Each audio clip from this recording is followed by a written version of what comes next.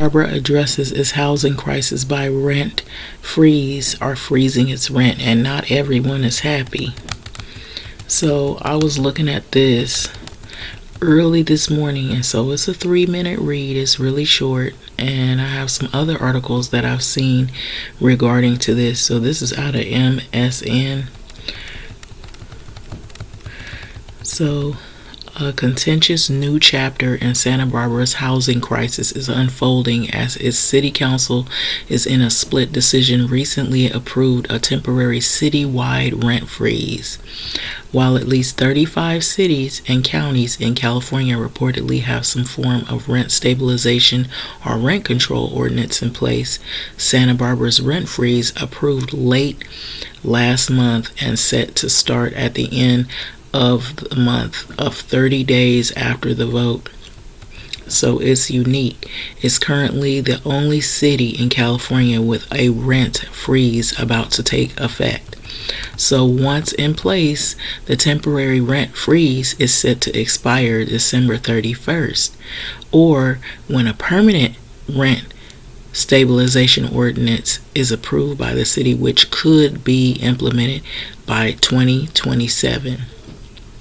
So a temporary rent freeze will prohibit many of the city's landlords from raising a tenant's base rent this year for rent paid as of December 16, 2025. So it exempts many types of rental units, including Section 8 housing built after 1995, single-family homes, some condominiums, and government housing. So it goes on to show you Paseo Nuevo Mall in Santa Barbara, California is mostly empty on October 17, 2025. So big swaths of mall are slated for redevelopment in the city, and the commercial developers can come to an agreement. So that's the reason why. So it says Santa Barbara's housing issues are all encompassing the well-documented. So even residents whose households make or exceed the median income threshold, sometimes by as much as 200%, they can't afford to live there. So this month, the city is also hosting focus groups and meeting with members of the public to discuss what a permanent rent stabilization ordinance might look like. So city staff plan to take the feedback and craft a draft proposal for the city council to begin reviewing in March. A final vote is slated for July, with implementation of a permanent ordinance aimed for January the 1st, 2027. So you can see industrial neighborhood of Santa Barbara. And so Anna Arks, a policy advocate of Central Coast Alliance United for the Sustainable Economy, argued during the public comment prior to the city council vote that a rent freeze is crucial while the city figures out a permanent ordinance. So as the ordinance is being developed, the absence of interim protections creates a policy gap. So she explained this. So without a temporary rent freeze, landlords can impose rent increases before a strong rent stabilization ordinance can take into effect, undermining the purpose of the ordinance. So without strong eviction protections, tenants are vulnerable to a no-fault or retaliation evictions that may result in permanent removal of the units that they're in from the rental market, also from the rental market as well. So it's a fight, is what it's sounding like. So, but before any kind of permanent rent stabilization ordinance can happen, it seems the divided city council has some work to do to get on the same page, while council members Oscar Gutierrez, Wendy Santa Maria, Kristen Snenden, and Megan Harmon voted in favor of a temporary rent freeze. Council members Eric Friedman and Mike Jordan joined Mayor Randy Rouse in voting no during a contentious city council meeting at the end of January. And so Rouse said that he was concerned about the immediate effects of the rent freeze on those who own property in the city. But what we have right now is a lot of fear, a lot of confusion. A lot of people are calling their agents to list their properties up. He said, so this is not the intention, but this has been in effect.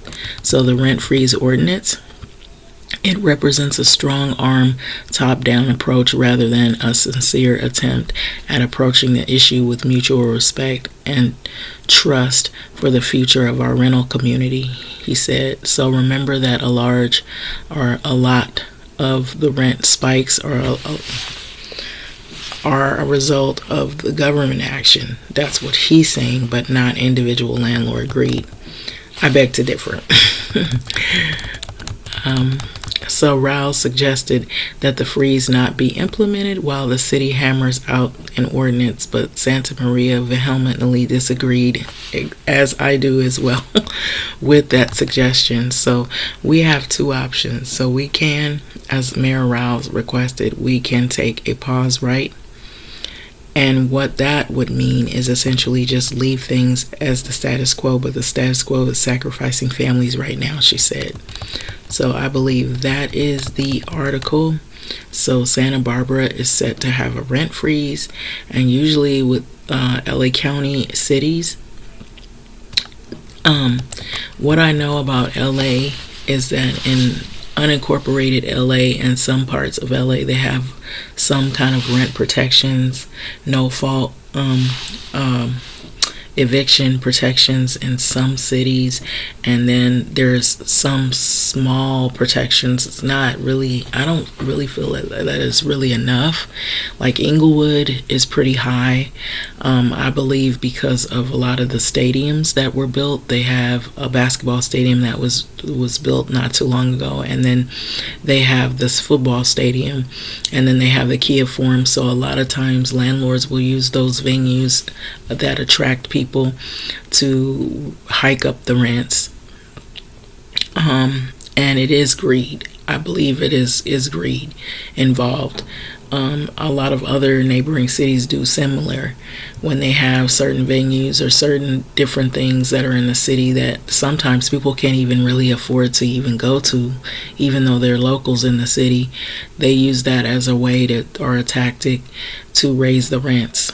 And a lot of it is, I believe, greed, because they try to go for the highest amount that they can increase it to. And a lot of these landlords didn't want to take Section 8 because you can only get so much rent from those subsidy programs, and they want market rate rent. They want the highest that they can get. And so a lot of times those like Section 8 programs, or those programs that are like subsidized programs, have a certain rent caps. And so that's what I would believe that is going on. So that's one of the reasons, outside of racism and stereotypical bias and views, as to why they don't accept vouchers, because a lot of these landlords, it's supposed to be illegal for them to not accept Section 8 vouchers, but a lot of them will say we don't accept Section 8. And there's a lot of discrimination in a lot of these housing apartments and rentals in the surrounding area of LA County. And so there's all kinds of discriminative tactics, different things they do to try to make up for the rent that they're not getting. They'll charge rent for your parking space. They'll charge rent for maybe other little things that you think are insignificant, maybe even as much as pet rent, as if your pet is paying taxes. Sometimes they will charge rent for, things that you wouldn't believe. A garage, like if you want to be able to park your car in a garage, they will say you have to pay so much money for that garage to have it. And then sometimes they will charge for other little things, maybe certain things that you use, amenities in the building. And then I saw for the first time, and I didn't realize this, but a lot of times I was used to apartments not charging for water. Some apartments now will charge you for the water. You have to pay. You have to pay the water, because some apartments would, the landlord will pay the trash and the water. But now you got some of these landlords that they won't pay for the trash, they won't pay for the water, or they won't pay for the water, they'll pay for the trash. So there's a lot of different ways that they try to get you. Then they try to raise I think they're only supposed to raise the rent once a year. Some landlords that are not as aggressive will hold off and they won't raise the rent as often. They won't raise it every year. And then you got some that they can't wait to raise the rent every year. Every year they're at your door, they're putting notes in the door, they're knocking on your door, you explaining to them that you don't get paid until a certain date. Your paycheck will be released, that banks are closed, that it's a holiday. They don't want to hear what you got to say. They don't listen to reason. They just want the money, and to me that spells greed, and they're unempathetic to people's circumstance or situation, or sometimes unreasonable. It doesn't even make sense. It's like you're telling them, okay, the banks are closed, or your specific bank might be closed on Sunday or a specific holidays.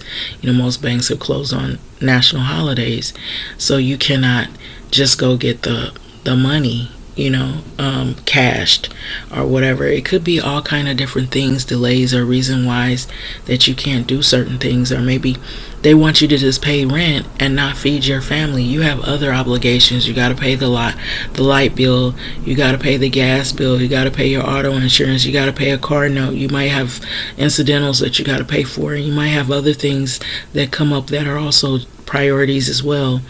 And so sometimes those things might overshadow, or they might impede your ability to pay rent at the moment, and you might be willing to pay the rent at some point, but you haven't even let a month go by and they're still at your door.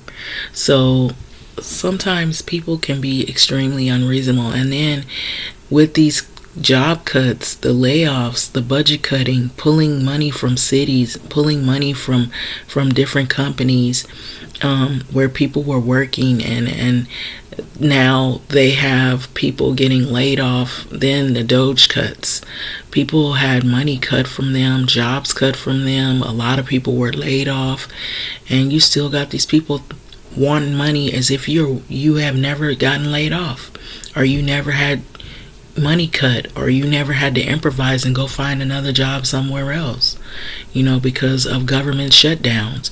There's been a lot of things that have happened, and they're not really looking at what is going on with the people that are trying to make a living to sustain themselves. So it's unreasonable. So this housing crisis is going to get worse. It is going to get worse. And just recently they opened rent relief, and I believe it's in the LA County. I believe it's in part for the people that were involved in the Eaton fire and the Palisades, and then also I think it's supposed to be $15,000. One is supposed to be for landlords to apply, and the other is supposed to be for tenants to apply. And the rent relief program it has already started. It's open, so if you can qualify for it, you can get grant money that you don't have to pay back, and it can help your landlord cover the cost of what he's lost from rental units that maybe people could no longer pay the rent. And a lot of this was not just the fires, it was deportations and raids at jobs. Some people were at jobs and they were raided at these jobs, and they could not make any living or make money at these jobs no more because they're afraid of ICE for whatever the reasons. So I have to put that out there. That was another thing that was going on. So I'm seeing a lot of for rent signs all over in Inglewood, popping up everywhere.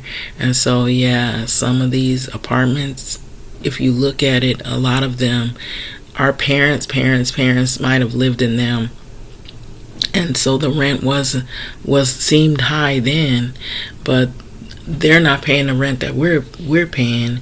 You know, the rents have gone over the 1K mark, and so they were paying like just hundreds of dollars, and that seemed like a bit much back then for them. And you know, there was talk of inflation, you know, during the Reagan era, but now we're dealing with what we call the Trump era. So we're dealing with the inflation and the increase of food prices, the increase of other things such as rents and some other issues like job loss and maybe job stability. Some people might have jobs, but maybe they don't work as many hours. Maybe they don't get as much pay because they had to switch jobs because one job might have cut a budget and laid them off, and they had to get another job somewhere else. So that's probably the reason why you have a lot of people having to make do with what they have, and then they may not can come up with all of the money right away.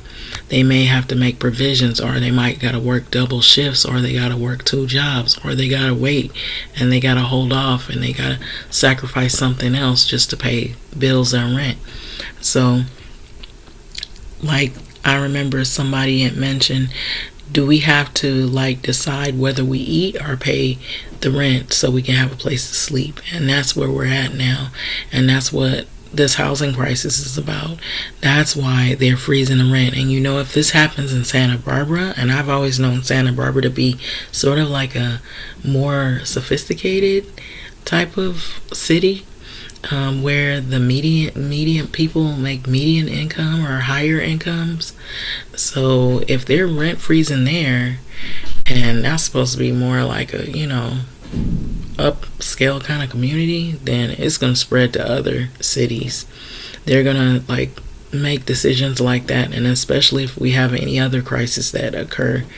And with the way things are going, all these protests, all of this disgruntledness about the government and how people have been treated, how their jobs have laid them off, how their money is not keeping up with the rent that they're, you know, working these jobs, and they're not paying enough money so that they can survive in these cities. It's everywhere. It seems like it's got really bad. It's gotten really bad. And I had mentioned in a previous video before this video that on a serious note, that, you know, I'm seeing a lot of people trying to find ways to escape a lot of this. And so there are a lot of videos on TikTok where people are trying to encourage people to travel abroad. And I'm not trying to say that you should not like traveling, but you should be aware and careful that they are on high alert now about people who are going in and out of the country, and they're flagging people's passports. And oftentimes I've been hearing now the talk is to be aware your passport could come up stolen or missing or lost, and you didn't even apply to say that it was stolen, missing, or lost, and you can get stuck in limbo somewhere and can't get back to the States, or you stuck somewhere, or they detain you, or they take your citizenship away of whatever. There's all kinds of threats. And if you look at what's going on, and that's why it's so important for people to really pay attention to how this affects you. And I know as much as people hate what's going on, the politics of it all, it does affect all of us. And such as this right here, this housing crisis, and some of the other things among so many. And yes, racism is involved, classism is involved, economics, wage and wealth gaps are involved. And so you have to pay attention to these things, because this can affect your family, this can affect you, this could affect whether you eat, whether you live, whether you're able to thrive, whether you even hold down a job, if you're able to sustain that job, if that job is even sustainable for your living situation. And this is one of them. This is one of many of the crises that we're faced with here in LA County. And so I think this right here, this freezing of the rent, Usually it's like a domino effect. When one city does this, other cities follow suit. And the way this is going, I wouldn't be surprised if other cities start looking at this same model and start saying, you know what, we got to do the same thing here, because a lot of these people can't pay this rent. And like this rent relief, they're giving this grant money of $15,000. Look at it like this here. You got $15,000. You're paying this rent. This rent is not going down. It's not decreasing. It's on the same trajectory of going up. You get through paying all that rent, that $15,000 ain't gonna last you. Getting groceries, paying your bills outside of the rent, all those other utilities and things like that. It might hold you down for a couple of months, but after that, you back in the same boat. So we might be looking at a rent freeze, and we might be looking at a lot of unhappy property owners. Of course, I mean, because all they want is to do rent gouging. And I have to say this, a lot of them have been doing that. We got a lot of slumlords. We got a lot of property owners that they don't have empathy for these tenants. And I'm going to give you another video. And when you hear that video is going to be about a little bit about the history of what is going on with some of these properties. And, you know, it goes a little bit way back, but it rings true with what's going on today. So until then, this could spread. Rent freeze, we seen this in COVID. That was the first one. And this right here in this city of Santa Barbara, rent freeze, they said this could go on until they finally come to a decision of rent stabilization. This could spread to some other cities, very much so.